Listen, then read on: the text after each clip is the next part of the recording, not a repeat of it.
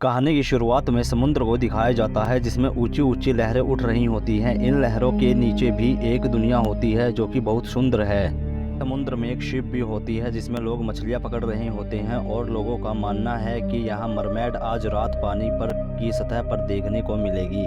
और इस शिप पर एक नौजवान है जिसका नाम एरिक है। वह इन सब से अलग सोच रखता है। वह कहता है ऐसा कुछ भी नहीं है, यह सिर्फ एक कहानी है।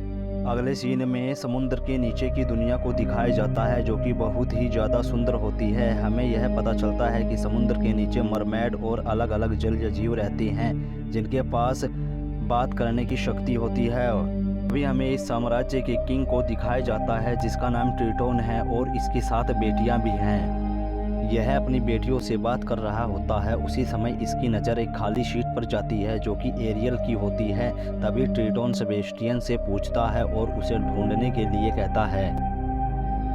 कहानी में आगे एरियल को दिखाते हैं जिसे इंसानों की चीज़ों में बड़ी दिलचस्पी होती है। वह उन सभी चीज़ों को इकट्ठा करती रहती है। उसकी सोच इंसानों के बारे में अलग होती है। वह इंसानों को अच्छा मानती है। तभी उसकी नज़र एक शिप पर पड़ती है और वह वहां चली जाती है। और नेक्स्ट सीन में एक बहुत बड़ी शार्क उस पर हमला कर देती है, लेकिन वह उसे चकमा देने में कामयाब हो जाती है जिससे कि वह उस जगह से निकल जाती है। उस शिप में से एक चम्मच मिलती है, उसे वह अपने दोस्त को दिखाती है। वह कहता है कि इसका प्रयोग इंसान अपने बालों को ऐंचने के लिए करते हैं। ट्रिटोन एरिल को डांट रहा होता है क्योंकि वह उस शिप के अंदर गई थी। तभी उस पर शार्क ने हमला कर दिया था। दरअसल किंग को इंसान खतरनाक लगते हैं क्योंकि एरिल की मां को मारने वाले इंसान ही होते हैं। तभी वह वहां से गुस्से में चली जाती है। कहानी में आगे उसे पानी की सतह पर दिखाया जाता है। वह उस शिप का पीछा करती है जो कि एरिक की है। शिप में लोग एंजॉय कर रहे होते हैं और दूसरी तरफ ग्रीस भी एरिक को समझा रहा होता है कि तुम एक राजकुमार हो, तुम्हें ज़्यादा इन लोगों के साथ नहीं रहना चाहिए, तुम्हें अपने पिताजी की तरह बनना है। उसी समय एरिल इन दोनों की बातों को सुन रही होती है। अचानक समुद्र में ऊंची लहरों के कारण शिप का बैलेंस बिगड़ रहा होता है और शिप के आगे एक पत्थर की बहुत बड़ी चट्टान होती है। एरिक शिप को चट्टान से टकराने से बचाने की बहुत ज़्यादा कोशिश करता है, लेकिन शिप चट्टान से टकरा जाती है। अब एरिक उस शिप में फंस जाता है और साथ में उसका डॉगी भी है, लेकिन उसे बचने का कोई रास्ता भी नजर नहीं आता। तभी शिप पानी में डूब रही होती है, लेकिन एरिक शिप के डूबने से पहले पानी में कूद जाता है। कहानी के अगले सीन में एरिक और एरिल को बीच पर दिखाया जाता है, यानी कि एरिक की जान एरिल ने बचाई है और इन दोनों को सेबेस्टियन देख रहा होता है क्योंकि किंग ट्रिटोन ने सेबेस्टियन को एरिल का ध्यान रखने के लिए बोला था। उसी समय कुछ लोग एरिक को लेने के लिए आते हैं और वह एरिल यानी मरमेड को देख लेते हैं और वह सभी लोग एरिल का धन्यवाद करते हैं। दूसरी ओर एरिक उस लड़की को ढूंढने के लिए बोलता है जिसने उसकी जान बचाई होती है। तभी ग्रीस भी कहता है कि उस जगह पर कोई भी लड़की नहीं थी, लेकिन एरिक कहता है कि नहीं, वह एक असली लड़की थी जिसने मेरी जान बचाई थी। और वह उसे खुद ढूंढने के लिए कहता है, लेकिन उसकी मम्मी उसको मना कर देती है क्योंकि एरिक इस बार मरते मरते बचा हुआ होता है। अब एरिक की मां नहीं चाहती कि ऐसी घटना उसके साथ दोबारा हो। तभी एरिक गुस्से में वहां से चला जाता है क्योंकि वह जानता है कि जिसने मेरी जान बचाई वह एक असली लड़की थी और अब वह उसे खुद ढूंढना चाहता है। दूसरी तरफ ट्रिटोन और सेबेस्टियन को दिखाते हैं। ट्रिटोन सेबेस्टियन से पूछता है कि क्या मेरी बेटी को किसी से प्यार हो गया है क्योंकि एरिल अब खोई खोई रहती है। सेबेस्टियन ने भी एरिक और एरिल को देख लिया था।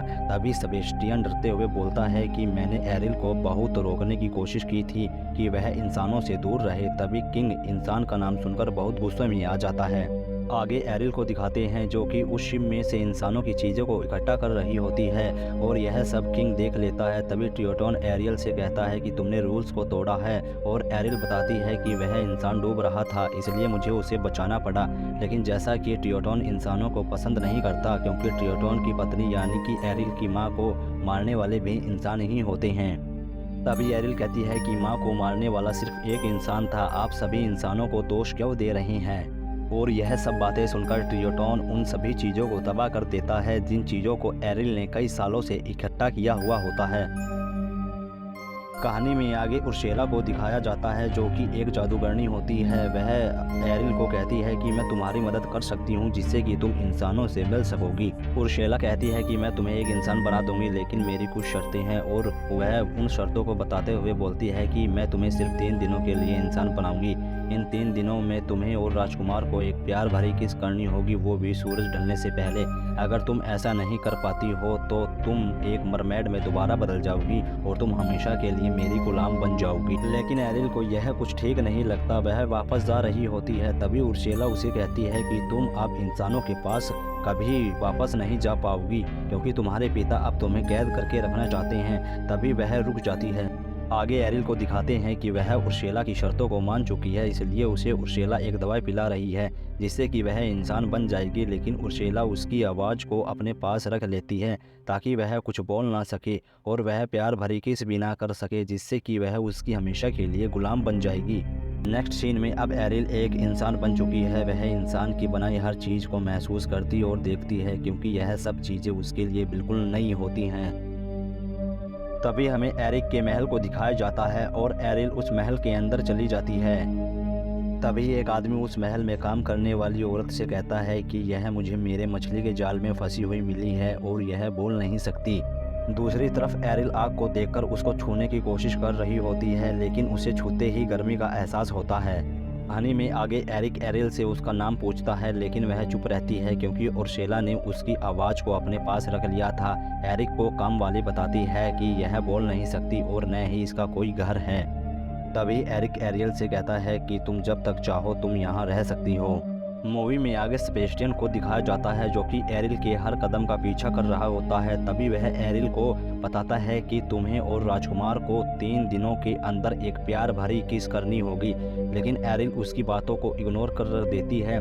तभी हमें यह पता चलता है कि उर्सेला ने इस पर जादू करके इस किसिंग वाली बात को भुला दिया होता है। मूवी में आगे हमें एरिक और एरिल को एक साथ दिखाया जाता है। एरिक एरिल को अपनी चीज़ों के बारे में दिखा रहा और उनके बारे में बता रहा होता है। आगे एरिल को तांगा चलाते हुए भी दिखाते हैं जिसे वह गलत तरीके से चला रही होती है। अब फिल्म में आगे रात के समय को दिखाते हैं। एरिक एरिल को अब थोड़ा थोड़ा पसंद करने लगा है, लेकिन एरिल जिस पर उर्सेला ने उस किसिंग वाली बात को भुला दिया होता है जादू की मदद से। लेकिन सेबेस्टियन और उसका हंस दोस्त मिलकर एक रोमांटिक सीन बनाने की कोशिश करते हैं जिससे कि राजकुमार एरिल को किस कर ले। जैसे ही राजकुमार एरिल को किस करने के लिए जा रहा होता है, वैसे ही उसकी नाव को 2 जादूगरनी की मछलियाँ पलटा देती है ताकि वह अपने मकसद में कामयाब हो जाए और एरिल हमेशा के लिए उसकी गुलाम बन जाए। और दूसरी तरफ ट्रियोटन परेशान हो रहा होता है क्योंकि एरिल समुद्र में कहीं पर भी नहीं मिल रही होती है। वह नहीं जानता कि एरिल कहां पर है और वह अपनी बेटियों से उसे ढूंढने के लिए बोलता है। अब एरिल और एरिक वापस महल में आ चुके हैं और तभी ग्रिम्सबी की नज़र एरिक के पैरों पर पड़ जाती है, लेकिन वह जानबूझकर इसे इग्नोर कर देता है। अगले सीन में एरिक समुद्र के किनारे बैठा होता है। वह उस लड़की के बारे में सोच रहा होता है जिसने उसकी जान बचाई थी, क्योंकि उसे नहीं पता होता कि उसकी जान बचाने वाली कोई और नहीं बल्कि एरिल होती है। उसी समय उसे आवाज़ सुनाई देती है और वह उस तरफ जाने लगता है। अभी वह एक लड़की को देखता है जो कि कोई और नहीं बल्कि खुद उर्सेला होती है। लेकिन एरिक यह समझता है कि इसी लड़की ने मेरी जान बचाई थी। लड़की के गले में जो ताबीज़ होता है उसमें एरिल की आवाज़ होती है। एरिक उर्सेला को अपनी मां से मिलवाता है और एरिल इसे देख लेती है। एरिल वहां से गुस्से में चली जाती है। लेकिन एरिक कहीं ना कहीं एरिल को पसंद करने लगा है और वो इस बात को जानता है। एरिल के दोस्त उसे बताते हैं कि वह लड़की नहीं है बल्कि वह तो उर्सेला है और वह तुम्हारी आवाज़ में बात कर रही थी। और यह सब सुनकर वह वापस महल में चली आती है और हंस उसको असली रूम में लाने के लिए उसके बालों को छेड़ता है। इतने में भूसो जो कि राजकुमार का डोगी होता है वह भी हमला कर देता है। दूसरी तरफ से एरिल भी वहां पर आ जाती है। एरिल उसके गले से वह लॉकेट निकालने की कोशिश करती है और दोनों में बहुत खींचातानी होती है, लेकिन एरिल किसी भी कीमत पर हार नहीं मानना चाहती। वह किसी न किसी तरीके से उस लॉकेट को तोड़ देती है। एरिल उस लॉकेट को जमीन पर फोड़ देती है जिससे कि उसकी आवाज़ लॉकेट से बाहर निकलती है और वह एरिल के गले के अंदर वापस चली जाती है और उसकी आवाज़ आ जाती है। एरिक को अब पता चल जाता है कि उसकी जान बचाने वाली लड़की कोई और नहीं बल्कि एरिल ही होती है। ये दोनों आपस में किस करने जा रहे होते हैं। तभी सूरज ढल जाता है जिससे कि एरिल मरमेड में बदल जाती है और यह सब देखकर उर्सेला बहुत खुश हो जाती है क्योंकि वह अब उसकी गुलाम बन चुकी है। तभी उर्सेला एरिल को लेकर वापस समुद्र में चली जाती है, लेकिन एरिक यह सब नहीं चाहता कि एरिल उसे दूर जाए। एरिक उसका पीछा करते हुए समुद्र में चला जाता है और आगे हमें ट्रेटॉन को दिखाया जाता है जो कि एरिल को छुड़वाने के लिए आया है। वह उससे छोड़ने के लिए कहता है, लेकिन अर्सेला कहती है कि हमारी एक डील हुई थी और यह वो हार चुकी है, अब यह मेरी है।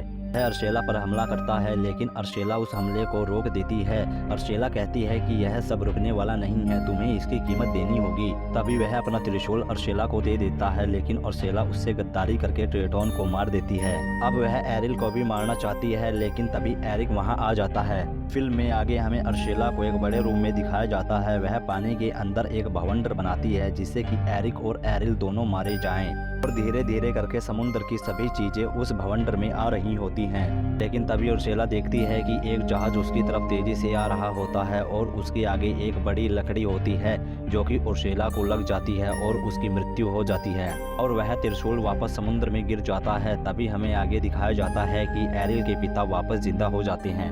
कहानी में आगे हमें एरिल को दिखाते हैं जो कि उदास बैठी हुई एरिक के बारे में सोच रही होती है और तभी उसके पिता उसे देख रहे होते हैं। वह सेबेस्टियन से कहते हैं कि मैं अपनी बेटी को इस हालत में नहीं देख सकता। तभी किंग एरिल को इंसान बना देता है। यह करते समय किंग की आंखों में बहुत आंसू होते हैं। दूसरी तरफ एरिक एरिल के बारे में सोच रहा होता है और तभी वह अपने कुत्ते को आवाज़ देता है। जैसे ही वह मुड़कर देखता है उसके सामने एरिल होती है और वह उसे गले लगा लेता है और मूवी यहीं पर ख़त्म हो जाती है। अगर आप सभी को यह एक्सप्लेन मूवी पसंद आई हो तो प्लीज़ मेरे चैनल को सब्सक्राइब करें, लाइक करें और वीडियो को शेयर करें। धन्यवाद।